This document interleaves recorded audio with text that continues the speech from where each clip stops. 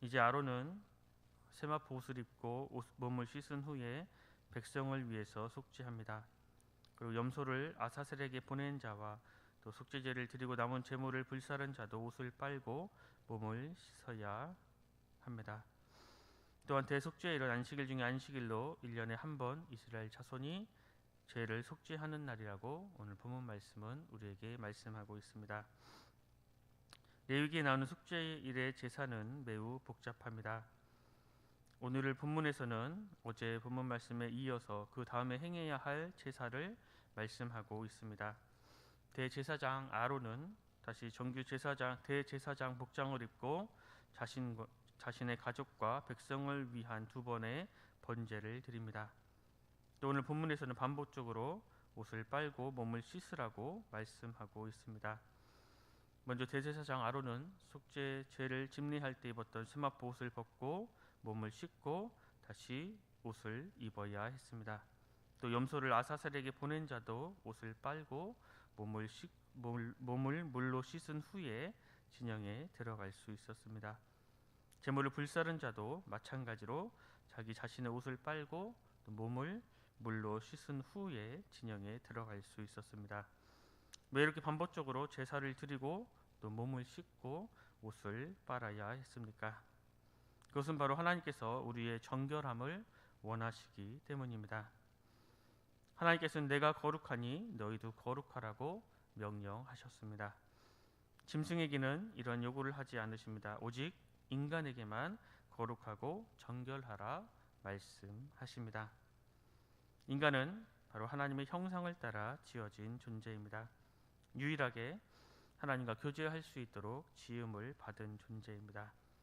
따라서 인간은 하나님처럼 거룩한 자가 되어야 합니다. 또한 정결한 자가 되어야 합니다. 그래서 여러 가지 제사를 제정하여 지속적으로 죄를 용서받고 정결함을 유지하도록 하나님께서는 우리에게 명령하셨습니다. 우리 하나님은 우리가 그렇게 정결하기를 원하시는 분이십니다. 그래서 여러 가지 제사법을 만드셨습니다. 그러나 그러한 제사로도 우리의 죄를 온전히 다 제거할 수는 없었습니다. 그래서 우리 하나님은 그의 독생자 아들 예수 그리스도를 우리에게 보내주셨습니다. 하나님의 아들이신 예수 그리스도께서 우리의 모든 죄를 대신 지고 십자가에 죽으심으로 우리의 죄는 단번에 해결되었습니다. 따라서 우리는 그런 예수 그리스도의 속죄를 우리에게 적용하기 위해서 예수 그리스도를 내 죄를 용서해 주신 구세주 또 주님으로 믿어야 합니다. 십자가에 죽으신 예수 그리스도를 믿고 우리의 죄를 자백하면 십자가의 공로로 우리의 모든 죄가 깨끗해진다고 우리에게 말씀하십니다. 이제 그렇게 경적이 된 우리는 거룩하신 하나님께 나아갈 수 있고 하나님을 아바 아버지라 고백할 수 있는 것입니다. 우리의 유일한 중보자이신 예수 그리스도를 통해서 정결하게 된 자만이 온전히 거룩하신 하나님 앞에 나아갈 수 있음을 우리는 믿고 고백하고 그 믿음대로 살아가야 하는 것입니다. 이 본문 31절 말씀을 함께 읽겠습니다. 31절 말씀입니다. 이는 너에게 안식일 중에 안식일인즉 너희는 스스로 괴롭게 할지니 영원히 지킬 규례라. 오늘은 1년에 한 번 지성소에 들어가 속죄하는 대속죄일에 대한 말씀입니다. 그리고 오늘 본문은 그 대속죄일이 안식일 중에 안식일이라고 말씀합니다. 어떻게 속죄일에 안식일이 나타나고 성취가 됩니까? 먼저 우리는 속죄가 무엇인지를 잘 알아야 합니다. 속죄가 어떻게 이루어지는지, 어떻게 우리에게 오는지 알게 되면 우리는 말씀처럼 안식을 누릴 수 있기 때문입니다.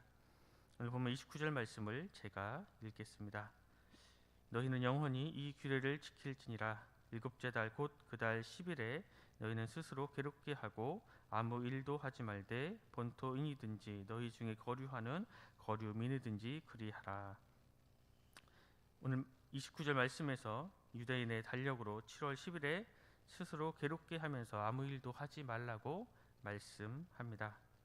왜 스스로 괴롭게 하면서 안식일처럼 아무 일도 하지 말라고 말씀하실까요?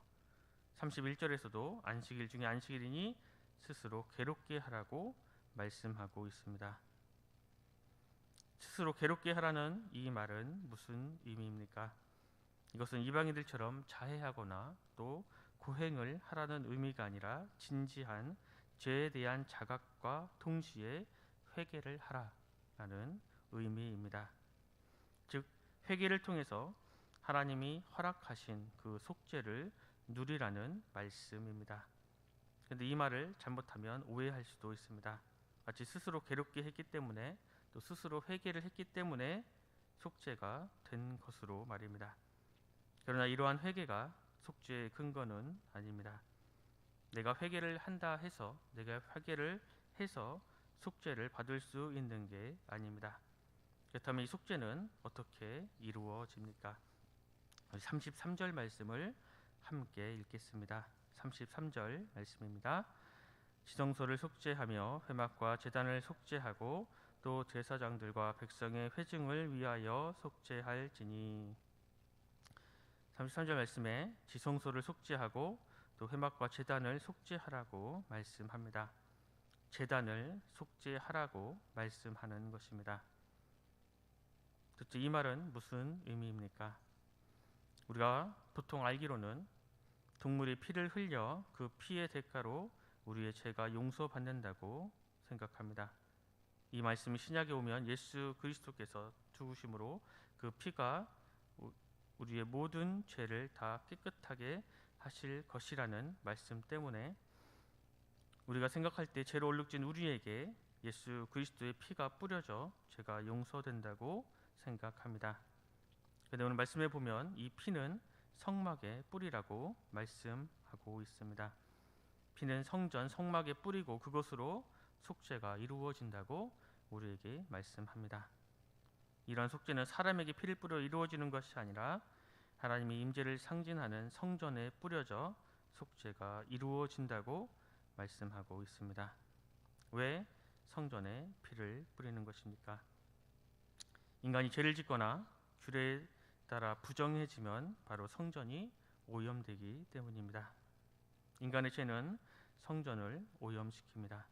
레위기 20장에 보면 나도 그 사람에게 진노하여 그를 그의 백성 중에서 끊으리니 이는 그가 내 성소를 더럽히고 내 성호를 욕되게 하였음이라 말씀합니다. 사람의 죄를 짓거나 규례를 어기면 하나님의 성소를 더럽히고 성전을 오염시킨다고 말씀합니다. 하나님과 백성들 사이에는 언제나 인격적인 관계가 형성되어 있었습니다. 따라서 장소적으로 떨어진 곳에서 죄를 짓는다 하더라도 인격적인 관계에서는 서로 연결되어 있기 때문에 사람이 죄를 지으면 바로 하나님의 성소가 같이 더럽혀지는 것입니다.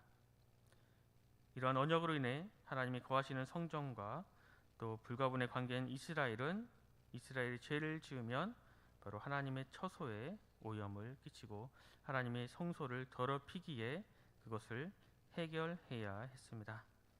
또 동시에 자신이 가진 죄의 모든 것을 동물에게 옮겨 완전한 속죄가 이루어지는 것이 바로 오늘 대속죄일이었습니다. 하지만 중요한 것은 이러한 먼저 성소의 속죄가 없이 죄를 회개하며 동물에게 전가를 한다고 해도 속죄가 이루어지지 않는 것입니다.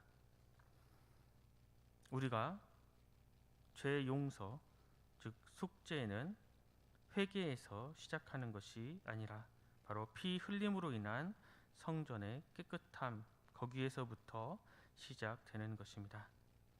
우리는 속죄를 근거로 회개하는 것이지 회개함으로 속죄를 얻는 것은 아닙니다. 우리의 주님 되시는 예수 그리스도는 자신의 피를 가지고 하나님의 공의를 만족해 하셨습니다. 그리고 우리는 그분을 믿는 그분의 자녀된 우리는 속죄 제물이신 예수 그리스도를 통해 참된 안식을 얻을 수 있습니다. 바로 속죄 이후에 회개를 통한 안식의 초청 때문입니다.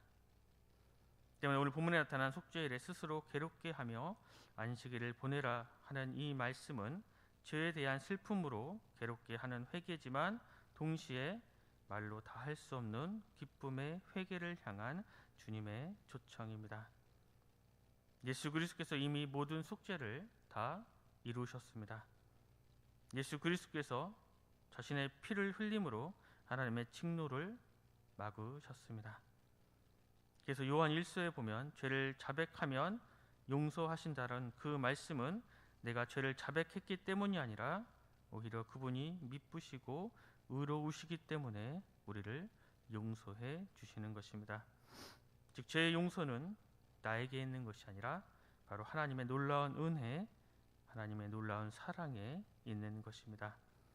때문에 이것이 복음이고 이것이 우리에게 주어지는 참된 안식입니다. 예수 그리스도의 그 피 흘리심 때문에 그것에 근거해 우리의 죄가 용서받았기에 내가 자백하며 회개하는 것, 그것이 바로 복음입니다.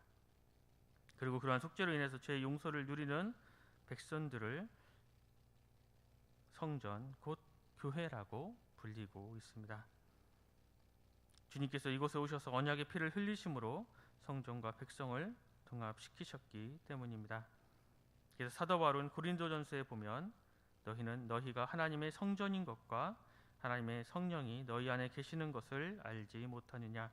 누구든지 하나님의 성전을 더럽히면 하나님이 그 사람을 멸하시리라. 하나님의 성전은 거룩하니 너희도 그러하니라 말씀하고 있습니다. 우리가 죄를 지으면 성전인 교회 공동체는 더러워집니다.